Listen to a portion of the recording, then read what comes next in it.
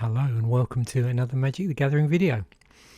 So we're now on Planeshift as we romp through our individual sets.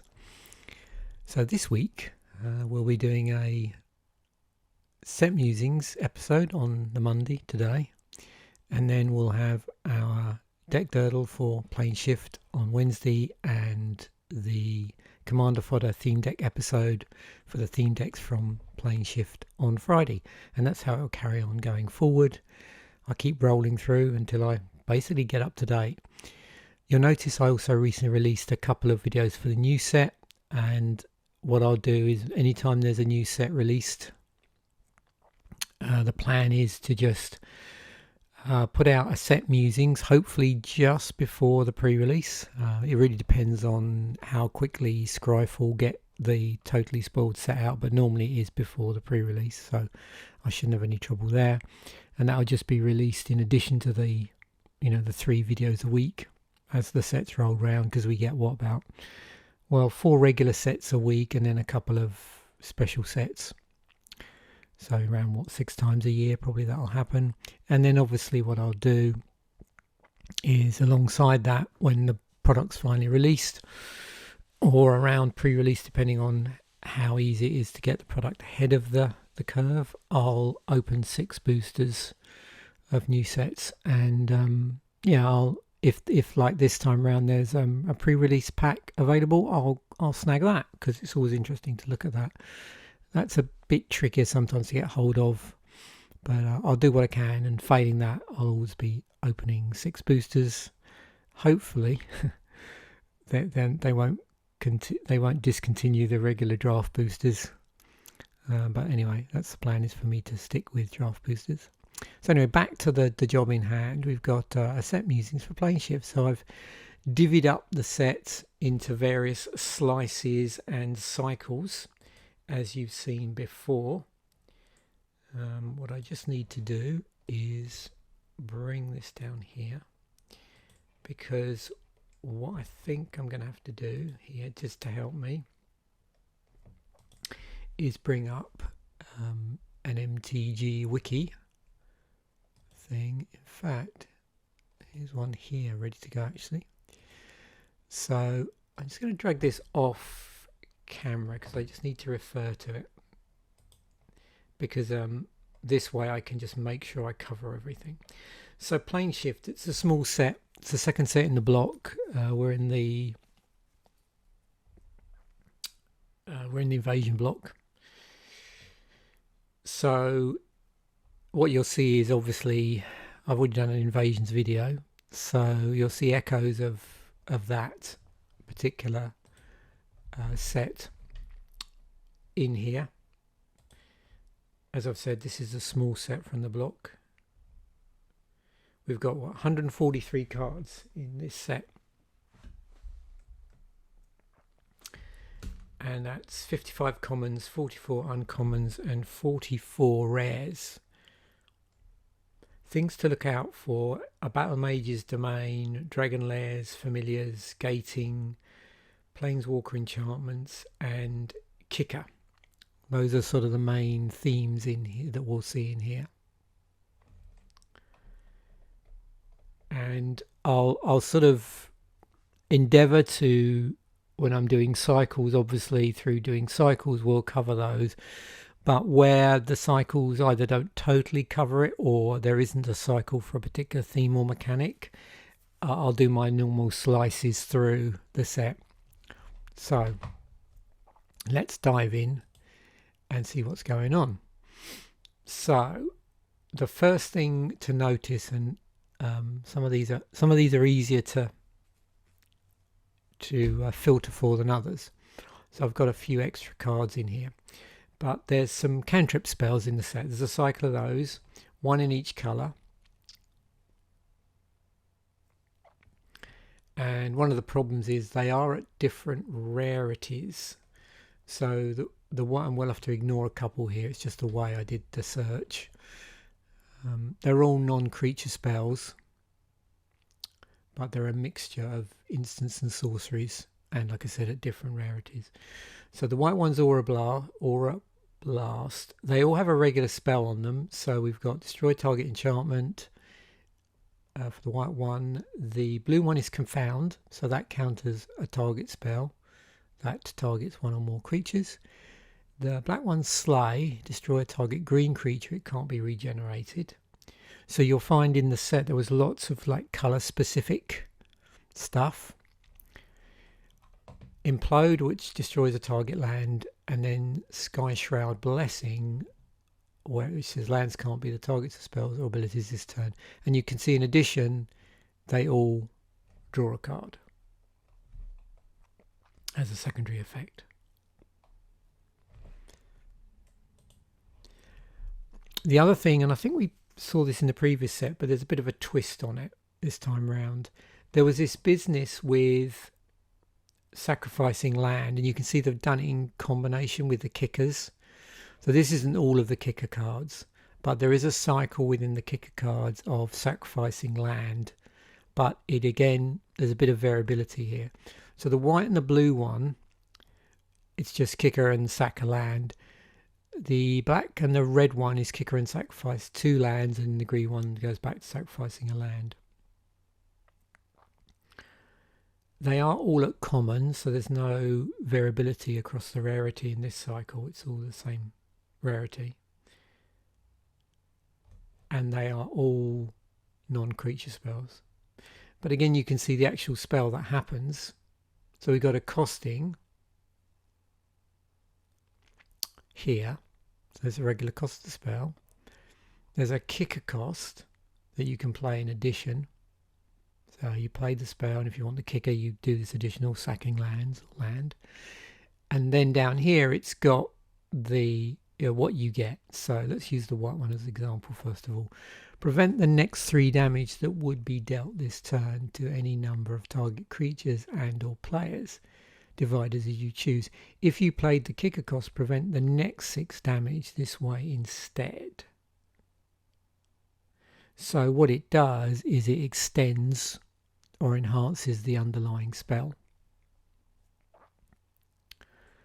So in the blue one, you're bouncing a permanent. If you pay the kicker cost, you get to bounce another permanent. But it has to be a non-land permanent in both cases. Bog Down is discard, and again, if you pay the kicker cost, that discard is amplified in some way. Magma Burst, no surprise, it's direct damage to a target creature or player, and that gets amplified if you pay the kicker. And then the green one is a fog effect actually on, but well, actually not a fog effect. Sorry, a damage prevention effect. Prevent all combat damage target creature would deal. If you played the kicker cost, prevent all combat damage another target creature. So it's not a full effect. It's like local fog, your own personal fog, and then fog and fog for a friend.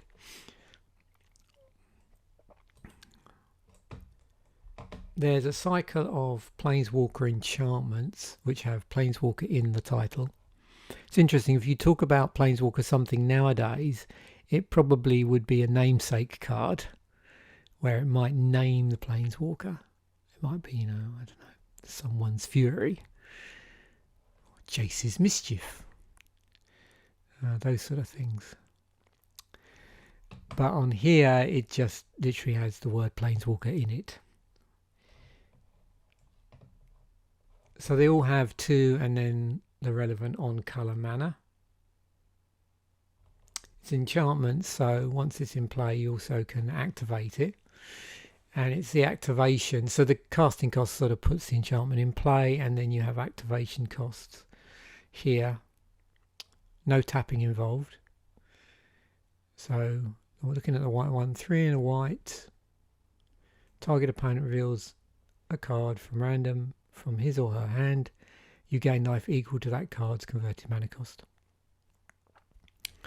And you can see for each of the cards, it's all 3 and then the colour. But they obviously do things particular for that particular colour. So, the red one, we've got damage. The black one, we've got like a a drain effect. Blue one, that's interesting. Target opponent reveals a card at random from his or her hand. If it's an instant or sorcery card, remove it from the game, and then you can play that. Okay. And the green one's a pump spell.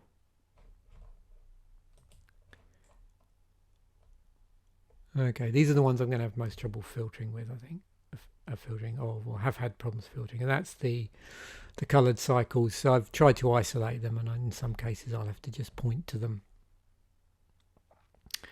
So you can see here we've got a number of 2-colour, so these are common allied colour spells. They're all common. They have a mana cost which includes 2 mana of each of the 2 allied colours. So you have Daring Leap, Malicious Advice, Terminate, Hull Breach, and Gerard's Command.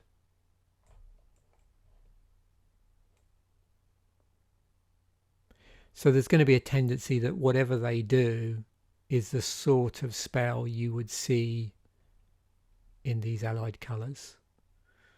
So the white-blue one, we're getting Flying, First Strike.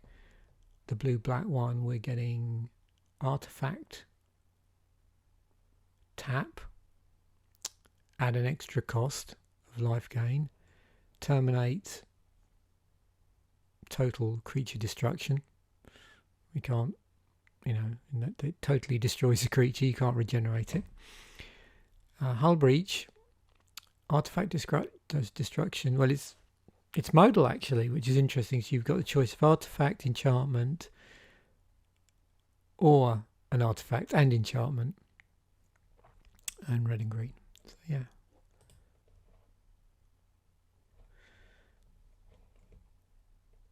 So this is something that I've seen referred to as gating. So with the gating mechanic, what you'll see here, you have to basically bounce some on color. In this case, it's, ignore this, it's just as a result of my filter. So I'm talking here about, again, I'm talking about the 2-colored allied cards here. So when this comes into play, the Silver Drake, we have to bounce a white or blue creature back to our hand. Cavern Harpy, it's blue or black creature, Lava Zombie, black or red, and you can see the pattern here, green, red, green for the Horn Cavu, and green, white for the Steel Leaf Paladin.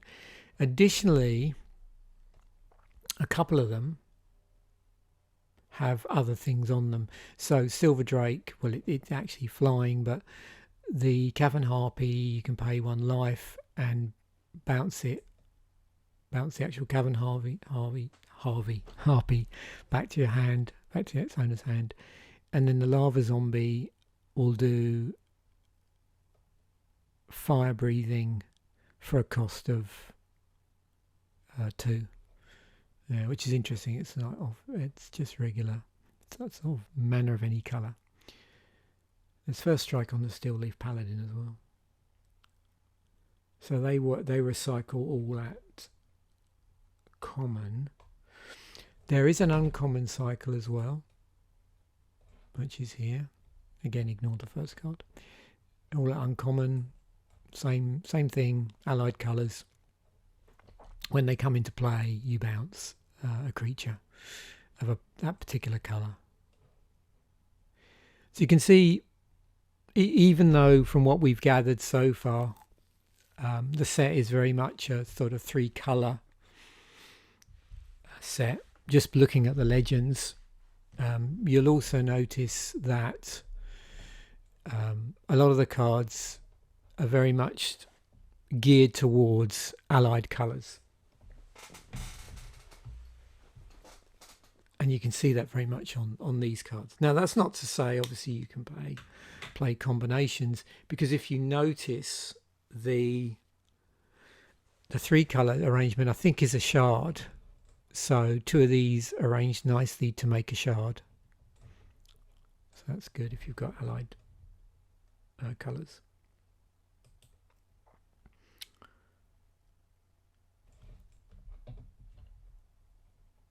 And you can also see here, these ones, I suppose because they're uncommon, so you get slightly more, you're getting an ETB effect.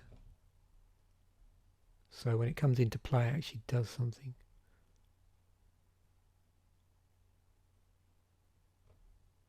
Actually, this one doesn't. That's curious. So the green-white one has the gating on it, but instead of having another ETB effect, it actually just has a straight, it's flash, I think, if I'm right. Let me just check that. Yeah, we go flash. Yeah, so that's the uncommon ones. And then we have the rares. You can see I got in a bit of a mess here. This is quite difficult to filter for. So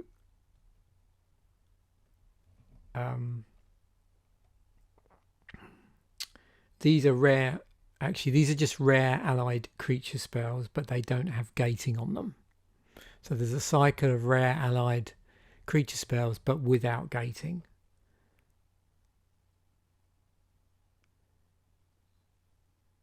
And weirdly, actually, I say that, it's one of these weird cycles again, where one of them's actually an enchantment. So we've got Meddling Mage, Doomsday Spectre, Drellana's Crusade, Shivan Worm, and Ancient Spider in the cycle. But then, see this one, this is all over the shop. See, this one does actually have gating on it. So yeah, I'm sort of going by the notes in MTG Wiki. So I'm not quite sure with some of these how they decide their cycles. I'm sure I could look up and see where they're referencing, but yeah, obviously there's something that they've done in their research that leads them to believe that there are cycles. These are cycles, even though that some of these, as we've seen, got to get a bit wobbly. So sticking with two-coloured combinations, if you like, we've got rare allied spells. So these are all rare spells, allied colours. These are Cloud Cover, Urza's Guilt, Keldon Twilight, Natural Emergence, and Eldamari's Call. So like I said, sort of two-colour allied enchantments that are rare. So now we get on in a moment to these, which are, if you want to think about it, are three colours, because although they're all one and then a single colour of appropriate mana, the effect, if you like, refers to the two allied colours for this particular card. So with the white one, it's green and blue. Those colours are either side in the colour plot, colour pie. So then you get that full shard. So we've got Sunscape Familiar, Stormscape Familiar, Nightscape Familiar, Thunderscape Familiar, and Thornscape Familiar, and they're all one and a particular colour to cast, and then the allied colours are in the actual rules text here. And you can see here they actually do the same thing, is they reduce the casting cost. There may be additional abilities on particular creatures here.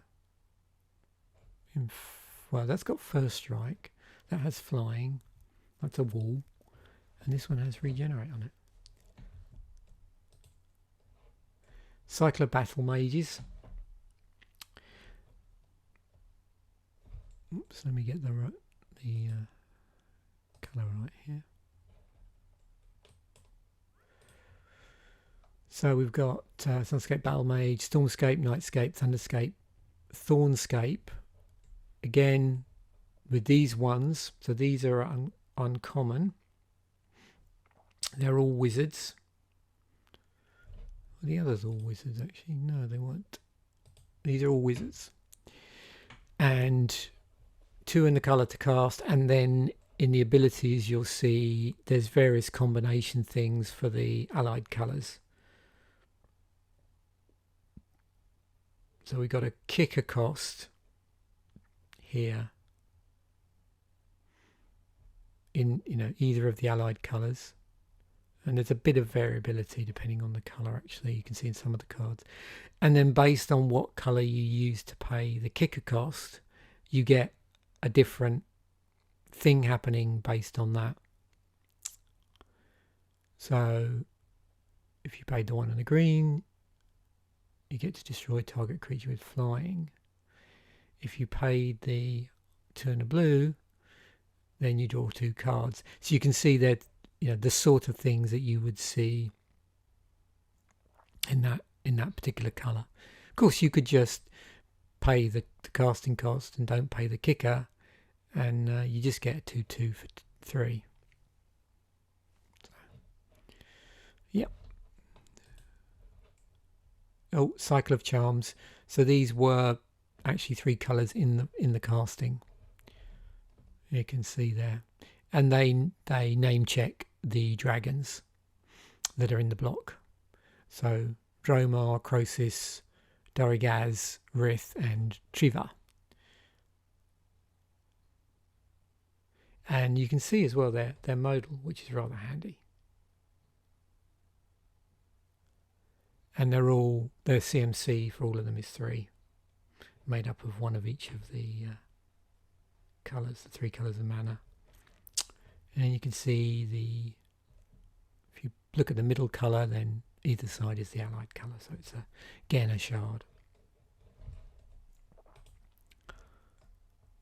Oh, and you've got Dragon Lairs. So those were Dragon Charms, these are Dragon Lairs, again namesakes. So interesting with these lairs, it's a lair in addition to its land type, but when it comes into play, you sacrifice it and you return a non-lair land to its owner's hand. So that can be any land. It doesn't have to be your basic land, but it can't be a lair. And once you've done that, then you get to choose what colour you want to. So it's a tricolour land in the shard. Notice as well when you bounce it that the actual land does come in untapped, which is handy. I don't think there's anything in there that says it has to be tapped as well. And we've spoken about this before. I think you can realise how that you can play to this with, because it as long as it's a non-lair land. So if you were using this in combination with, say, utility lands that have an ETB, and I'm talking here about outside the set, I'm trying to remember off the top of my head whether any of the lands coming up in this block or lands we've looked at already in this block have any ETBs on them. But when I think about these, I tend to also think, with eternal formats. So, yep. Okay. Our tricolour rares.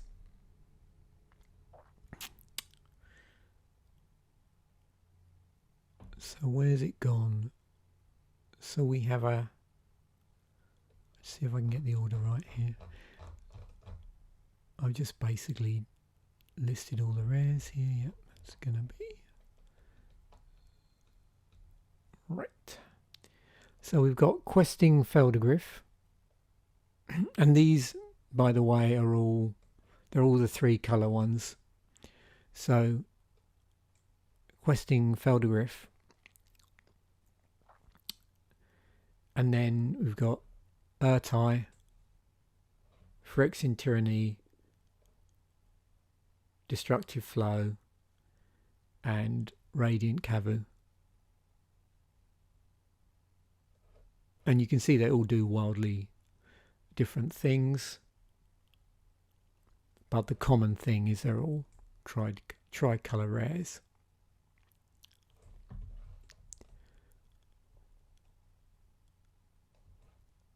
And they're not all legends either, some are. In fact, they're either creatures or enchantments, really.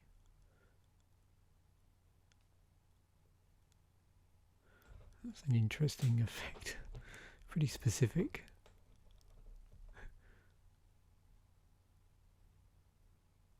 You've got like, is it colour specific? Fog type effect. Okay, so Domain, I think I mentioned, was in the set. So with Domain, what you're doing is you're checking for the different basic land types. And you can see that was both. There's actually here, I think. Yeah, I've just literally searched for Domain. So it does appear that there's a partial cycle here, but I wouldn't consider it a cycle. We're missing red. But this is here, what you see on the screen is just all of the cards that mention Domain, and the common denominator is that they all check to see how many basic lands of a type you're playing. So what the idea is, of course, they're going to move you towards playing multiple color decks. So the more colors you play, the more likely the better result you're going to get from the Domain cards. Now, of course, there's not a lot of them, but there's other reasons in the set, in the block where you might want to play decks that are 5 color, or green and 4 colors is another way to look at it. Which I think we've seen already. There were some djinns that wanted you to sort of play, to basically splash other colours that were not the colour that the card was in. So that sort of thing. Here's all our kicker cards. I just wanted to, because we'd already seen a number of cycles that had kicker. But you can see kicker has a reasonable presence in the set. There's 16 cards. And again, don't forget we're talking about a small set here across multiple different rarities. And it's not symmetric in that, you know, there are some colours where you get kicker more than in others. So yeah, kicker was a thing. And pretty inventive. If you've played Magic, you know, around the time of, when did they do kicker again? I suppose, was it Zendikar-ish period then? You're probably used to seeing a fairly templated version of kicker, and then also multi-kicker, where you know the kicker costs were in the same sort of area in terms of what you were asking to pay. Here it's pretty inventive. You've got various costs beyond just paying a mana cost going on. So that's pretty cool to see that in operation. Lands. It's always interesting to see a set of lands in a small set. You don't always see that. And what I'm talking about here is non-basic lands, because as I've mentioned before, for this they wouldn't have been printing basic land artwork in the set. It would have come from the large set. But we have that cycle we've seen, and in addition we have a Forsaken land. It doesn't untap during your untap step. At the beginning of your upkeep, you may remove a card in your hand from the game. If you do, untap Forsaken City, add 1 mana of any colour to your mana pool. So the trouble there is you're actually exiling the card. You could imagine this could be an interesting thing if you were sticking it in your graveyard. Meteor Crater, choose a colour of a permanent you control, add 1 mana of that colour to your mana pool. Interesting twist. And then Terminal Moraine, add 1 colourless mana to your mana pool, 2 tap, sacrifice Terminal Moraine, search your library for a basic land card, then put that card into play tapped, then shuffle your library.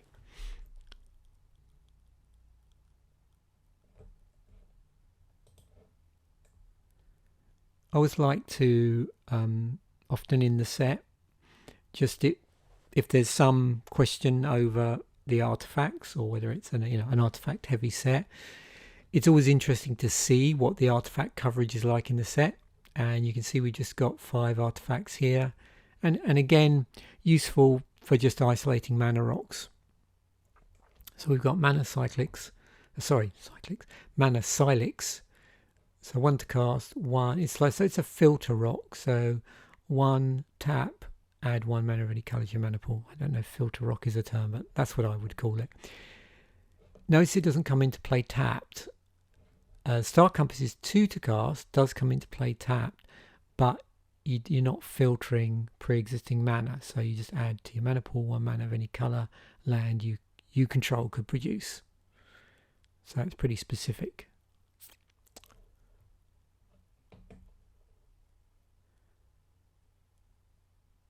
We've got a domain artifact. We've got a couple of domain artifacts here. Oh, and there's Skyship Weatherlight in the set. 4 to cast. When it enters the battlefield, search your library for any number of artifact and or creature cards and remove them from the game. Then shuffle your library. 4 tap, choose a card at random that was removed from the game with Skyship Weatherlight. Put that card into your hand. Okay.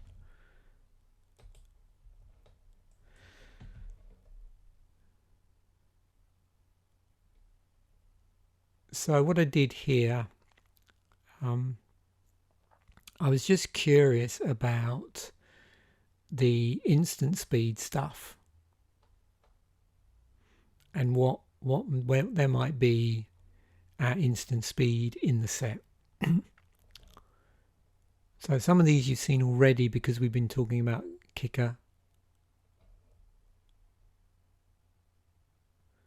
We've got this interesting card here which is pretty conditional.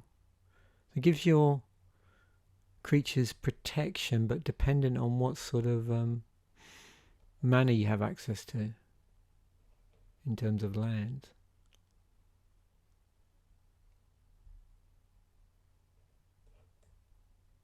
You notice there's just looking,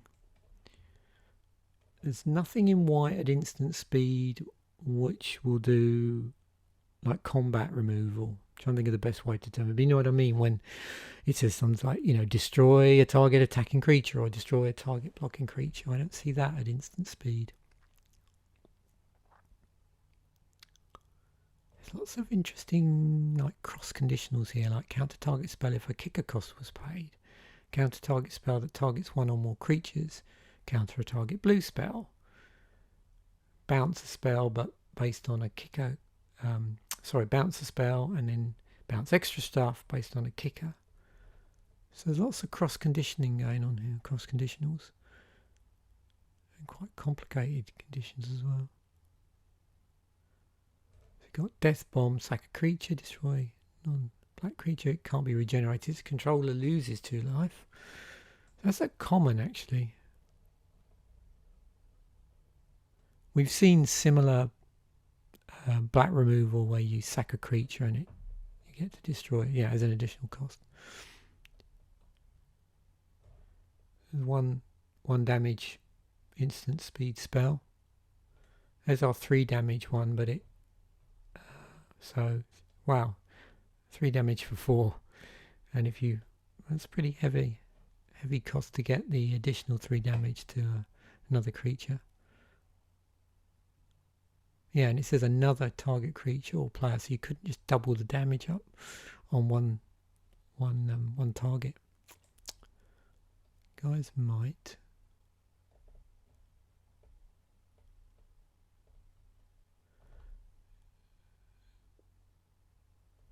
Yeah, you can see there's just so much difference when you're looking at sets that form part of a block as to when you're looking at modern sets, which are their own self-contained entity.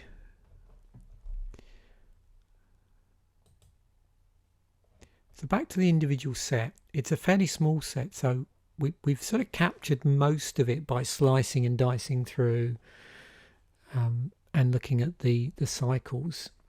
So I'm going to just scroll through here and just see if there's anything I would have missed.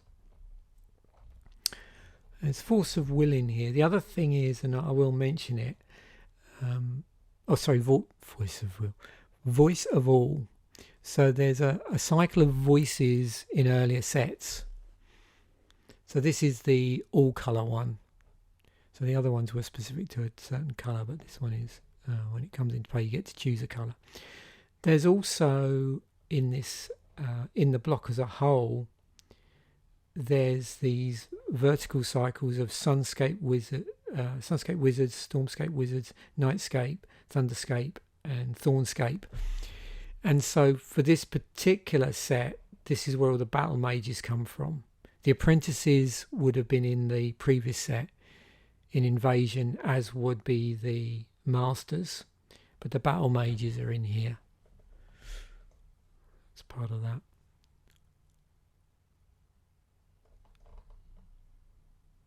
I'm just looking to see if there's any sorcery speed stuff here. Yeah, this is always interesting to look for, to see if there's like a sorcery speed mass removal spell and what the conditions might be to basically dull that back so it's not super powerful. 4 and a white, destroy all creatures, they can't be regenerated. For each creature destroyed this way, its controller puts a 1/1 white spirit creature token with flying into play. So for 4 and a white.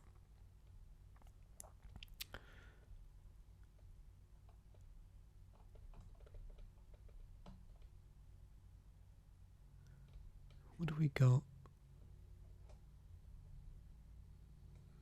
Do we have like sorcery speed blue that's of particular interest? Oh, mass bounce. Each player chooses a land he or she controls. Return those lands there in his hand. Okay. What have we got in black? Like, so we've got bogged down because we've seen this before because of the kicker cost. Anything else? Oh, Diabolic Intent is in the set. And there's Lord of the Unrule, which is a lord, and it actually does say Lord. There's a creature lord in here for zombies.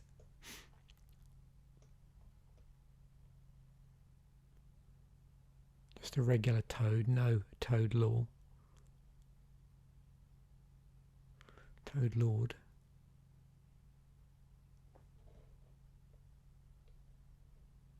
Oh, each player reveals his or her hand and chooses one card of each colour from it, then discards all other non-land cards. I wonder if there's technically a sorcery cycle here of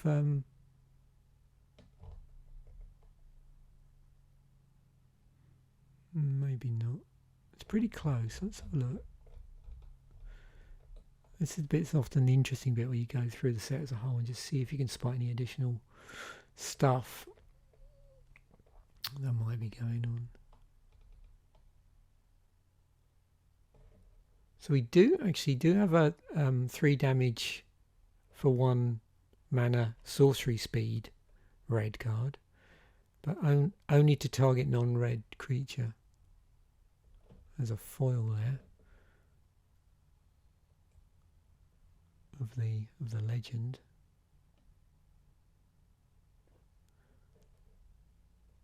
Looks like there was a foil promo printed for something specifically. That's when you normally see those in the set.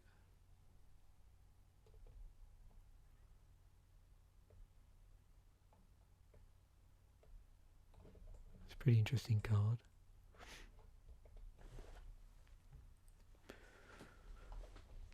What have we got?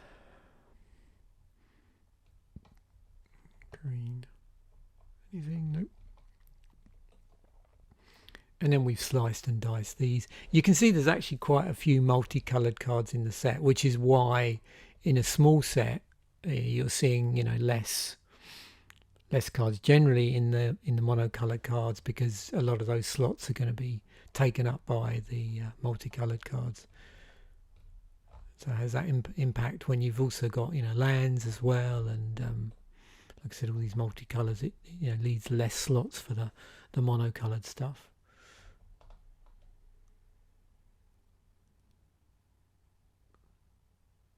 Yeah, we've had a look at Whole Breach already.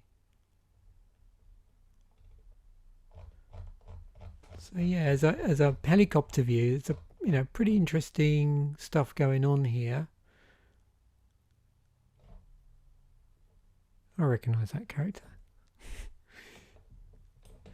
Okay. So, prices. I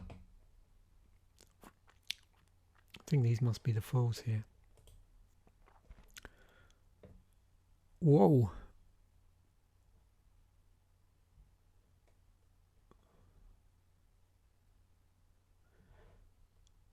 That's pretty cool.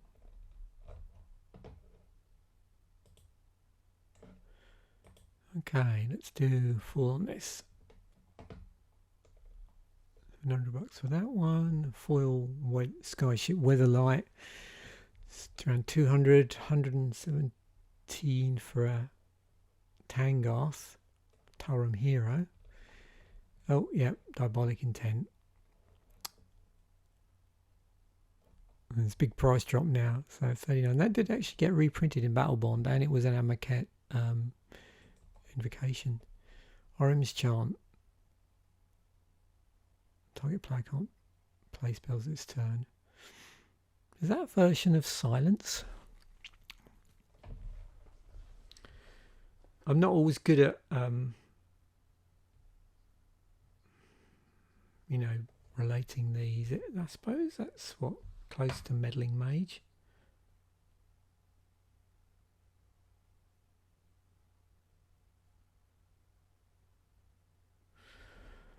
You get some interesting hard locks with this, is it?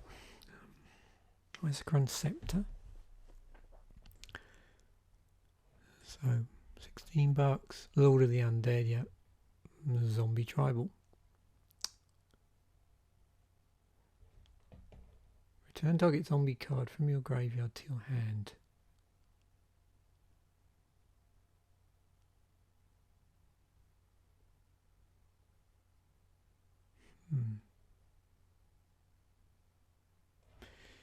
Interesting. So still around $13. That's been reprinted a few times as well. That's probably where I remember it from, is 10th edition.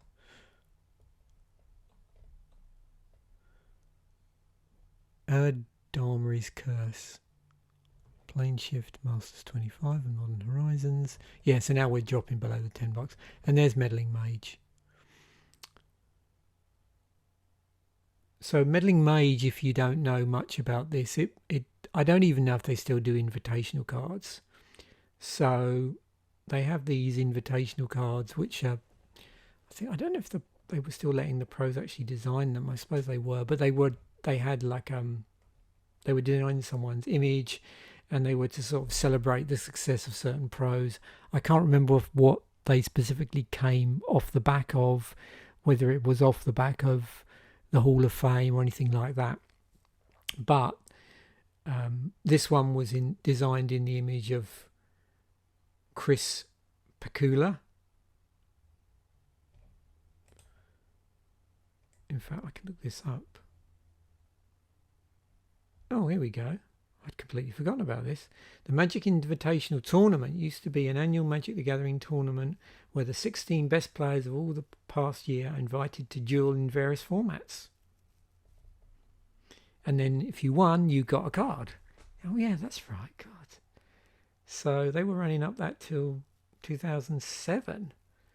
So yeah, I remember Ollie Raid. I never know that's the correct way to say his name. Had a card. Sylvan Safekeeper, which was in Judgment. Darwin Castle, Avalanche Riders. Mike Long, Rootwater Thief, Nemesis. The Avalanche Riders Darwin Castles one was Urza's Legacy. Chris Pacula, I think that is. Meddling Mage Planeshift, which is here, and then it's John Finkel's one I remember, which is Shadow Mage Infiltrator, which is in Odyssey. Kai Buddha was Void Mage Prodigy. I'm probably mangling people's names here. I do apologise. Onslaught, Jens Thorin, Solemn Simulacrum. Mirrored. Okay, so yeah. Bob Mayer, Dark Confident. I did know that one. Ravnica, City of Guilds. Terry So. These ones I don't know. Rakdos or Orgamage in Dissension. Anton Rule, Ranger of Eos in Shards of Alara. And oh, that's it. Taigo Chan, Snapcaster Mage in Innistrad. So they were doing it quite up to about 2007.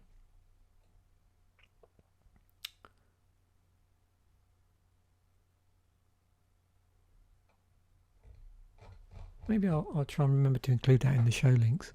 Yeah, so that's a whole little. There's all these little subsets of Magic and cards and things like that I forget about, and then I'm going through the sets thinking, oh yeah, I remember that. There was a whole thing around that. Right, on to our EDH ranking page. So we've just ranked these in Scryfall by their EDH rec ranking. Oh, Diabolic Intent. No surprise there. Eldrami's cool. Terminate, Star Compass, Hull Breach, Primal Growth, Nightscape Familiar, Lord of the Undead. I'd just like to go into here because it's always interesting to see if I switch views again when it's in this order. We get to see how many times it's been pre-printed in various Commander-friendly formats. Terminate's, cropped up a lot of stuff over the year, a lot of different stuff over the years. That was in that Arch Enemy thing. I remember it from Alara Reborn, just a set Alara Reborn, and it was in one of the Commander products, and there's been promos of it. Iconic Masters. Hull Breach has been in a couple of Commander products. Primal Growth, reprinted in Commander 2015, which would have then been one of those decks would have ended up in the Commander Anthology. Nightscape Familiar has also been in Commander. Oh yeah, Croesus Charm. There must have been a tricolour deck or something of that description in these. There was one year they did 4-colour as well, so I'm not sure. And I think there's been a 5-colour deck, hasn't there? One time there was was it the Dragon deck one year was 5 colours? There's Gaia's Herald. So yeah, no real surprise there. I'm just going to look at going through here and have a quick look. I suspect, because this is a fine utility card, there must be quite a lot of different decks that it turns up where you're playing black, and because that's any card.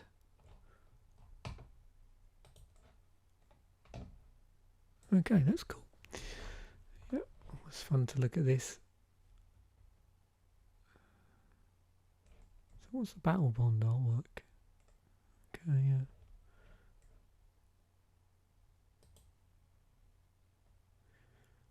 Oh, don't want to give that away. Jumping ahead of myself. So that's the next episode. So I thought I'd included something there. I remember what I've decided now is to talk about the theme decks more when I actually come to do the Commander Fodder episode.